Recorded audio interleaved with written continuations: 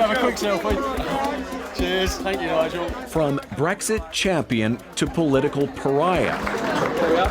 Nigel, over here. Now he's basking in the limelight again. Well done, you.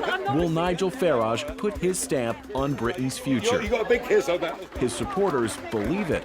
The government fears it. Either you listen to us and deliver Brexit, or at the next general election, we will come and replace you. For weeks, Farage has been crisscrossing the country, promoting his upstart Brexit Party. An easy name to remember for a new party with no other policies but to push for a hard EU exit. None of this should be happening. We should have left the European Union. This is a full-on battle against the establishment. Are you with us? His fans hang on every word. He's an amazing person, he's an inspiration. We're just blown away by his passion and enthusiasm. So there's huge public demand for a Brexit Party. That's what we're here doing. The first British politician to meet Donald Trump after his election, Farage embraces a similar sort of nationalist populism, casting himself as an everyday Englishman while bankrolled by millionaires. Then there's the accusations of xenophobia, underlined by his infamous Brexit campaign ad featuring a lineup of mostly non-white migrants. He's hardly everyone's cup of tea, as shown when he was doused in milkshake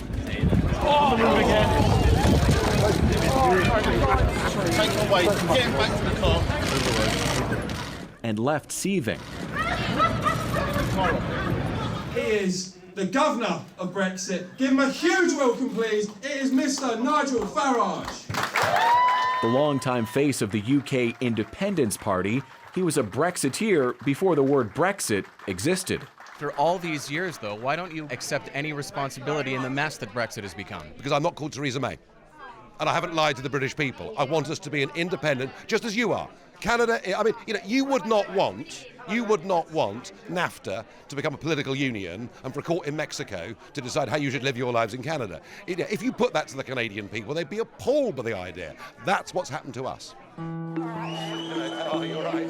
Farage has come to Essex County, England.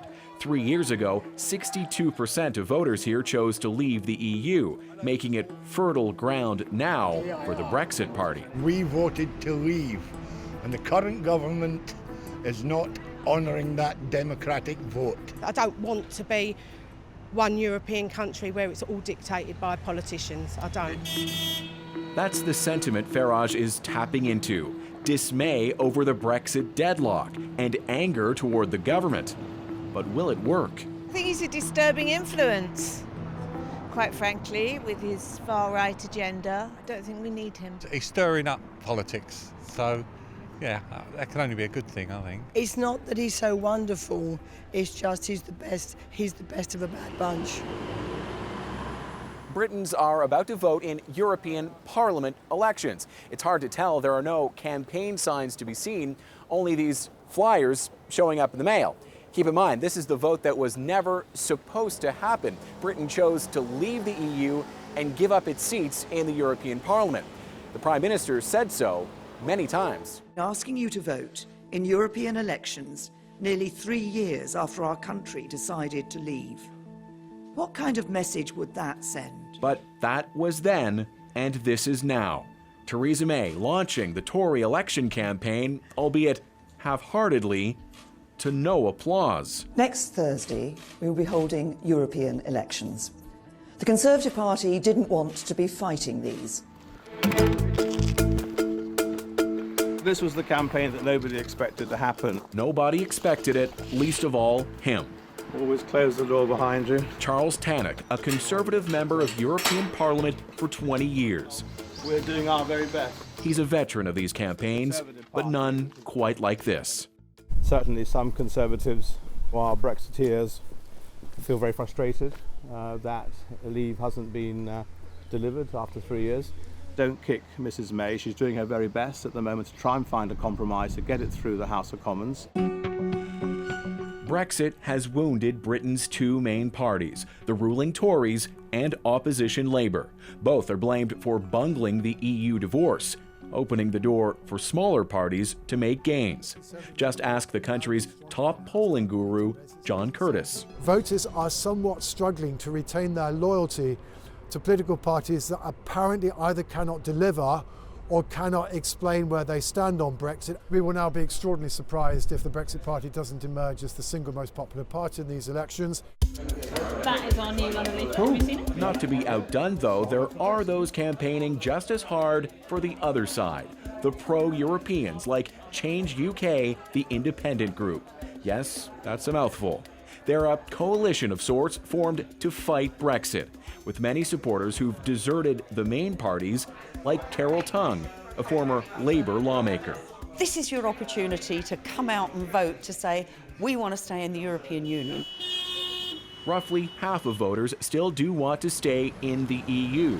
Problem is, pro-Remain parties are splitting the vote, with the Liberal Democrats, the Greens, the Scottish National Party, and Change UK among those all campaigning to stop Brexit. Confusing indeed.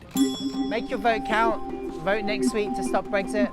You're not voting? Are you interested in stopping Brexit? That makes it all the more difficult for volunteers like brothers Ali and Amir Sajjadi, canvassing for Change UK. Vote to stop Brexit? They're presenting these elections as the key to a second referendum. If it was working, then we wouldn't be in this mess. Convinced Britain should be allowed to change its mind, the way Amir did. He voted out, but now wants to stay in.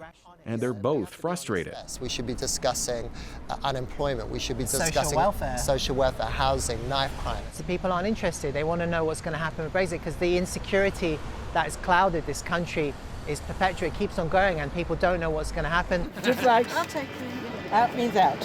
Have your tickets ready for us, guys? Thank you, sir. Thank you. The crowds keep lining up to see Nigel Farage and hear his populist rhetoric. Please welcome to the stage, Nigel Farage. His Brexit party's still far away from forming government, but could very well influence policy. When you've given us the numbers, we will be out of Europe without a deal within 2 days or a week. We were once Great Britain, and we can be again. I've had enough of it. Voters are angry, giving Farage more clout than ever. But how will that anger shape the future? Thomas Dagg, CBC News, London.